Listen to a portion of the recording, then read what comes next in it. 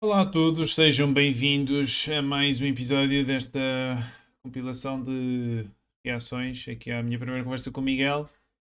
Espero que esteja tudo bem desse lado. De resto, já sabem, depois subscrevam o canal, deixem um like e comentem para podermos chegar aqui a mais pessoas interessadas aqui nestes temas. Sem mais demoras, vamos arrancar aqui para mais um vídeo. O Miguel está a falar agora da questão da inflação supostamente não ter subido ou ter-se mantido constante aqui nos últimos anos, antes do período Covid.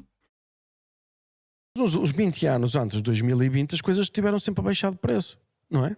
O que é que deu a baixar de preço? Em relação ao poder de compra que as pessoas tinham, até 2019, as pessoas ganharam muito mais poder de compra em quase tudo. Se é assim, Eu acho que aquilo que o Miguel queria dizer aqui é que as pessoas ganharam poder de compra durante o período 2011-2012, ou seja, desde o período da Troika até 2019-2020, período pré-Covid. Creio que era isto que ele queria dizer. se olhares para a Que questão idade tens tu? 27, se olhares para a questão do índice de preço consumidor, que são os dados oficiais apresentados, Eu não podemos assim, olhar para isso, porque isso aí é um bocado arbitrário também. lá Chegas está, ali e fazes o que quiseres. esse é não o ponto que eu vou fazer.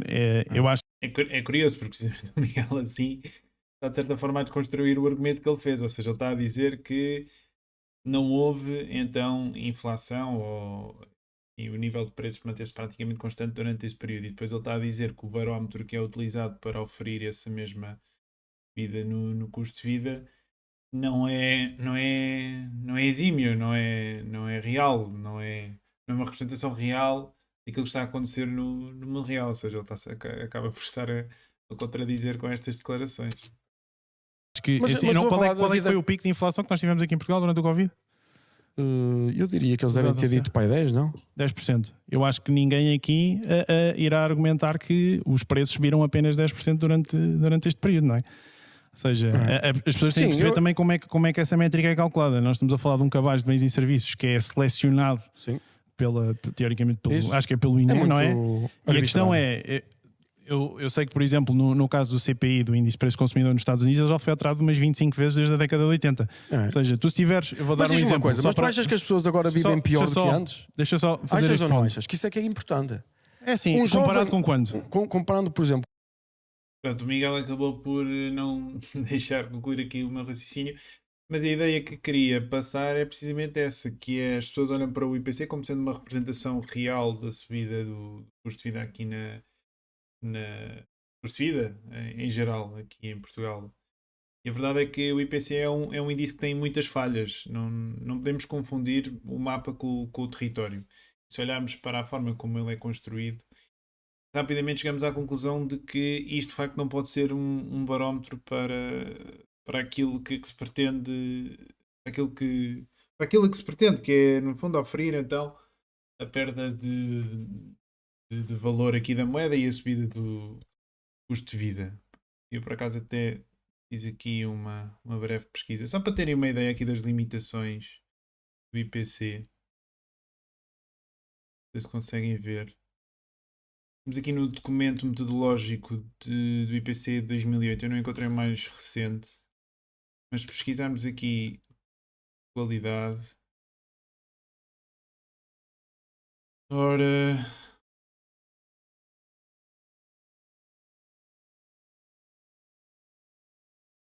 qualidade e quantidade.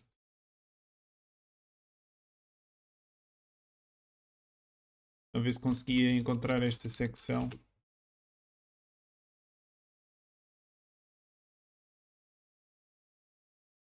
Diz assim, o IPC na sua formulação original não tem qualquer ajuste à qualidade e à quantidade dos produtos, ou seja, assume que a quantidade e a qualidade dos mesmos se mantém. Só no índice harmonizado, que é elaborado de acordo com as normas da União Europeia, para haver uma harmonização com as outras medidas estatísticas dos outros países da União Europeia, e assim é que há algum tipo de ajustamento. Ou seja, o que acontece no IPC? Vamos supor que existe um determinado bem que faz parte desse mesmo cabaz e vou voltar aqui atrás. pessoa que há um determinado bem que faz parte desse mesmo cabaz e a sua quantidade diminui.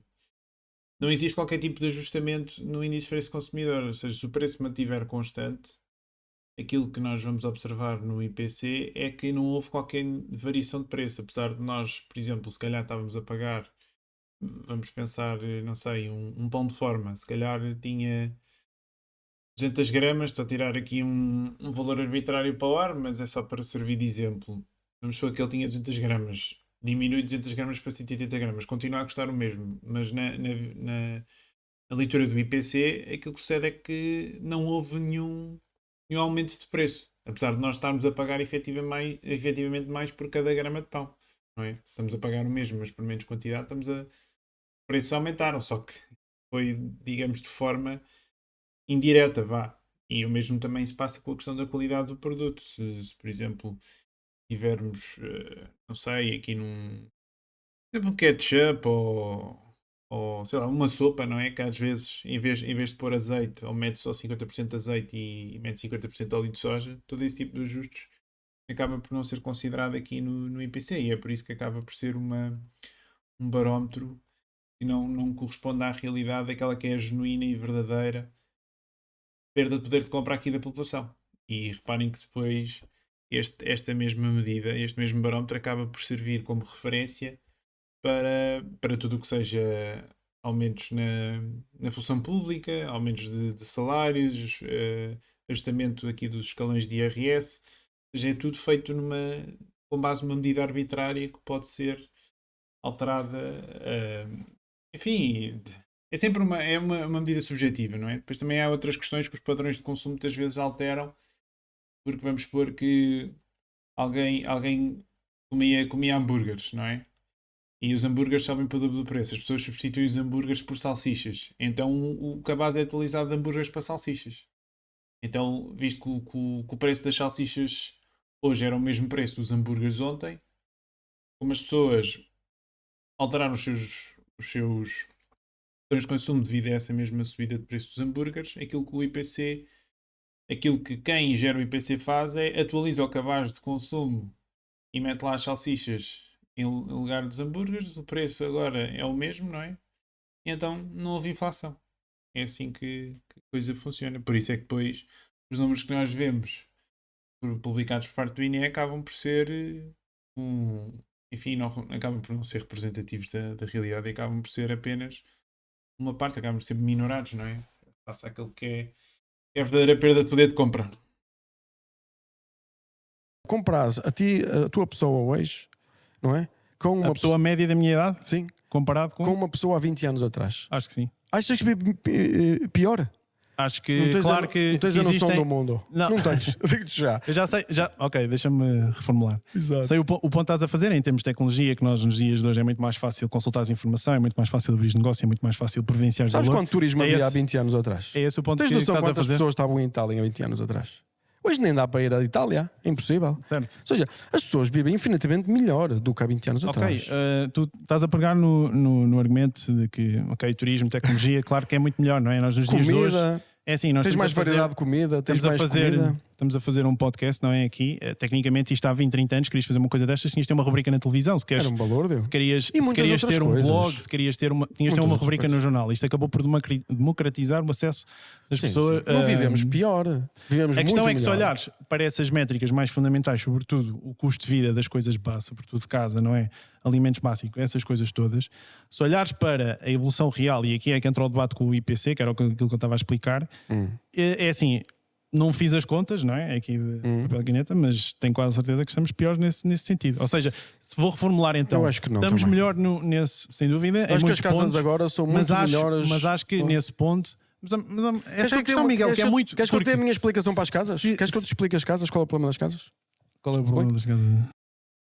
Portanto, Miguel também mais uma vez aqui não me deixou concluir, mas o ponto que eu quis fazer é esse que, aliás, é óbvio que aqui as condições para termos uma vida normal, tranquila, decente, as condições económicas que são necessárias para ter essa mesma vida são cada vez maiores e de facto, se compararmos há 20 anos atrás, era mais fácil uma pessoa conseguir alugar uma casa sozinho, viver uma vida tranquila, um salário médio nos dias de hoje, não é? Particularmente aqui nos grandes centros urbanos, é cada vez uma missão, não vou dizer impossível, mas andará lá perto. Não sei quanto é que um T1 há de custar aqui nos dias de hoje em Lisboa, mas se calhar 800, 900 euros deverão ser os mais baratos. No Porto, se calhar, não digo 800, 900, mas lá para os 700, 800. Aliás, andará lá perto, não é? E para alguém ter capacidade para pagar uma casa nessas condições, tens de ganhar pelo menos, não é? Para depois gastar no mínimo uns 350, 400 euros em comida, ou seja, 1300 limpos, não é? Isso vai dar o quê? 1600 brutos, 1700 brutos. E já é um salário acima da média aqui em Portugal, não é?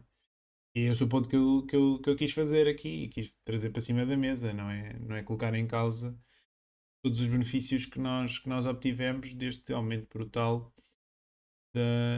enfim, da questão tecnológica que nós observamos aqui nos últimos tempos, não é? Já fiz este ponto também noutros vídeos, nos vídeos anteriores. Nós, nos dias de hoje, temos um computador mais poderoso no bolso do que. Temos um computador no bolso mais poderoso do que o computador mais poderoso há 30 anos atrás. E é preciso ter consciência disso, sem dúvida. E não é uma vez. Não é isso que estou aqui a colocar em causa, é mesmo as questões básicas, as coisas do dia a dia que são necessárias para fazermos as nossas coisas tranquilas e vivemos a vida descansados. Pronto. Acho que há. Eu consigo explicar e não tem nada a ver com o sistema monetário. Para mim, o problema das casas é este.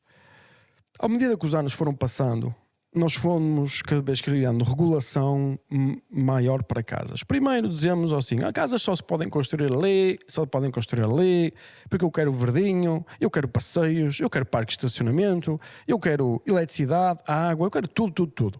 Eu quero casas isoladas, eu quero arquitetos, engenheiros, eu quero certificação para isto, certificação para aquilo, certificação para aquele outro.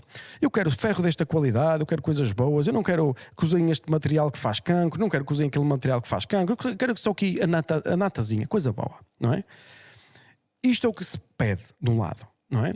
E depois também nós não queremos os trolhas como antigamente, nós queremos as pessoas bem pagas, queremos as pessoas com condições de trabalho, com segurança, nós queremos estas cenas todas, não é? Queremos que eles descansem, queremos que eles não trabalhem ao sábado e ao domingo e estas coisas todas assim, não é? Nós queremos que as pessoas vivam com dignidade, não é? Até aqui concordamos tudo. Tudo isto que eu disse tem um preço, tudo, não é? Depois do outro lado tens uma economia que diz assim, olha, mas faz uma coisa, eu não quero ser trolha. Ser trolha, já alguma vez tentaste ser trolha? Não falar de construir as obras. Assim, já fiz trabalhos mais rudimentares. É uma coisa incrível. Nunca. Eu não conseguia. É uma cena. É só para os verdadeiros. Eu passo-me. É uma cena. Preciso ter uma força. É preciso ter uma força. Ginásio, ali o dia todo. É uma coisa mesmo a sério. No frio, tens que aquecer as mãos antes de começar, naquelas coisas, aqueles latões, no inverno, à chuva e o cara. São homens de uma categoria. Ninguém quer fazer isso. Tu queres estar teletrabalho em casa a botar botão, não é? Ou seja, tu não queres estar no quietinho, tu queres estar a ver o teu YouTube, queres pegar no teu telemóvel, vais fazer o teu cafezinho com o teu latezinho. Tu não queres essas merdas de andar ali, estás a ver? A botar a mão. Portanto, nós temos que chamar alguém para vir fazer esta merda, não é? Certo. Não somos nós que vamos fazer, nós vamos ter que importar gente que esteja disposta a este sacrifício. Ok, nós dizemos, pessoal, vindo daí. Eles aí que fixe, vamos lá para Portugal ou para outro sítio qualquer, ou para a Holanda, ou vamos para não sei o que mais, vamos. Imigração na Europa, 2,5 milhões legais. Imigração nos Estados Unidos, 3,5 milhões legais, não é? Tragam. E eu concordo absolutamente, adoro imigrantes, são a minha parte preferida da sociedade. São aquelas pessoas que se esforçam mais e que estão mais naquela cena, naquela mindset que eu gosto. Chegam e eles dizem, ei pessoal, nós temos que viver, nós precisamos de casa, nós precisamos de Sistema Nacional de Saúde, nós precisamos destas coisas todas, nós precisamos de sítio para pôr os nossos filhos. Isto aqui não é só jogar aqui, nós mesmos para aqui tipo escravos, nós também somos gente, não é? É verdade, vocês são gente. Ok, eles começam a arranjar, a querer as suas casas, a querer a sua infraestrutura, e isto, nós temos uma economia organizada de uma determinada forma, não é?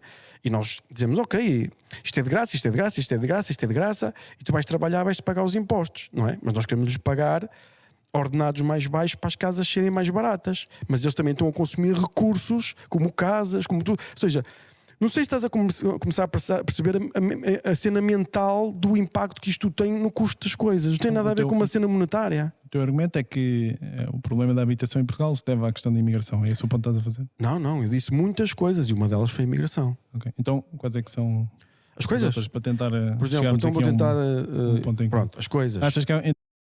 Acho que aqui, enfim, o Miguel estava a falar aqui da questão da imigração e que muitas pessoas se esquecem, não é? Assumindo que de facto os imigrantes vêm para Portugal e contribuem para a sociedade, estão de facto a produzir mais bens e serviços e como tal estão a contribuir aqui para a riqueza, estão a criar mais oferta, não é? A nível de bens e serviços e como tal também estão a colocar pressão para o nível de preço geral cair.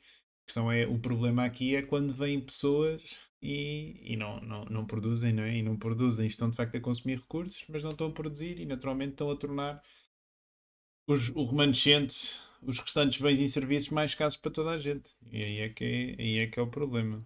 Então, o nível que a expansão o nível de da casas massa que queres monetária construir. não teve a ver com... A expansão da massa monetária tem um custo, sem dúvida. Faz transacionar recursos de um lado para o outro, como tu dizes. Prejudica mais umas pobres para os pessoas. mais ricos. Eu isso discordo. Não, Eu isso é discordo. factual. Não é factual. Não posso dizer que é factual, mas eu discordo porque eu acho que na inflação toda a gente Efeito perde Cantillon. e na inflação toda a gente ganha.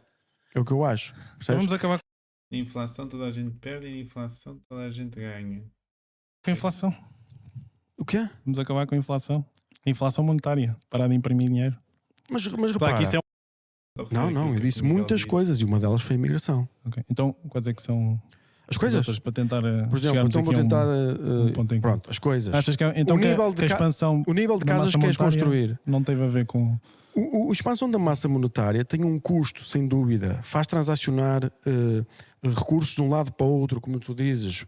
Prejudica mais umas pobres para os pessoas. mais ricos. Eu isso discordo. Não, Eu isso é discordo. factual. Não é factual. Não posso dizer que é factual, mas eu discordo porque eu acho que na inflação toda a gente Efeito perde Cantillon. e na inflação toda a gente ganha. A inflação toda a gente perde e a inflação toda a gente ganha. Uau, Miguel. Conseguiste dizer uma coisa e o seu contrário na mesma frase. Não sei exatamente o que é que tu querias dizer aqui com isto, mas acho que é mesmo isso. É estudar o efeito Cantillon e depois não há qualquer tipo de dúvidas. Mais uma vez, grande parte aqui do financiamento que é concedido aqui, enfim, aos investidores imobiliários, advém tanto crédito que é criado a partir do nada e, como tal, existe uma transferência de recursos dos aforradores de quem está a poupar para quem está a obter esse crédito mais recente. E isso é claro e evidente e inequívoco. É o que eu acho. Então Percebes? vamos acabar com a inflação. O quê? Vamos acabar com a inflação. A inflação monetária. Parar de imprimir dinheiro.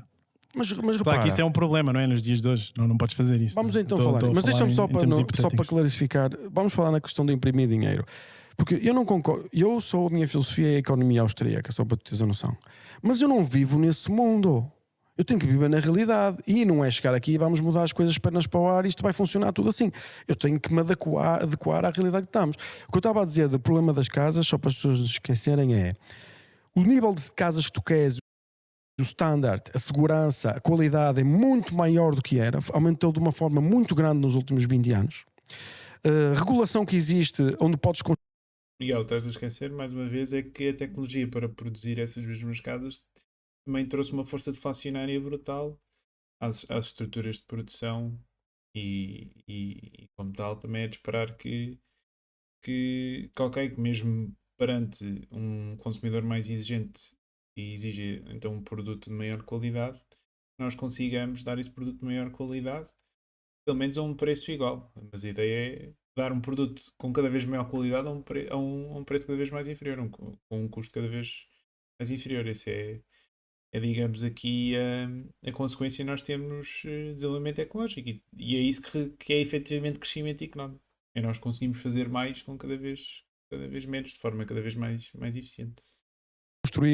E claro que para isso precisamos de energia abundante, como já disseste e bem. Quem pode construir, quanto tempo demora a construir, o risco que existe de construir, percebes?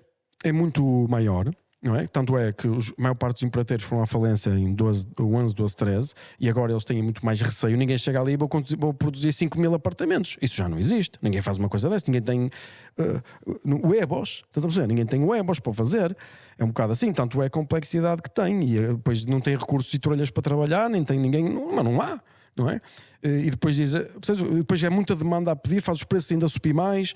Ou seja, é o facto de teres muita gente a entrar como deve de ser e como tem que ser, e estas pessoas também querem casas, querem mais casas do que aquelas que nós conseguimos produzir, não é? É o caso de teres movimentos também de turismo, como tu disseste, não é? Ao bocado, como falaste, não foste tu que falaste, foi eu.